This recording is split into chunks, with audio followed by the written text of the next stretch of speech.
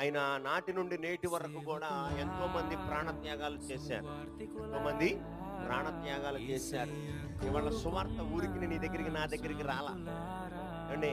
దేశ విదేశాలు, ఖండోపఖండాలు, ఏమండి, సప్త సముద్రాలు దాటుకుని పడవల మీద, ఓడల మీద, విమానాల మీద, ఏమండి, రకరకాలైనటువంటి రోడ్డు మార్గాల ద్వారా ఎన్నో పాటలు పడ్డారు, ప్రయాసలు పడ్డారు, కొట్టబడ్డారు, తన్నబడ్డారు, గుద్దబడ్డారు, చంపబడ్డారు. ప్రాణాలు సైతం ప్రాణముగా అర్పిస్తే ఇవాళ ఈ సువార్త నీ దగ్గరికి నా దగ్గరికి వచ్చింది. దేవుని గట్టిగా స్తోత్రం చెప్పండి.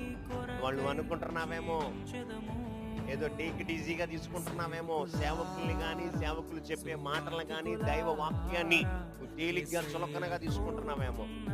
దీని వెనకాల ఎంతో మంది ప్రాణత్యాగం ఉంది. ప్రాణాలు అర్పించారండి, ప్రాణాలు అర్పించారు.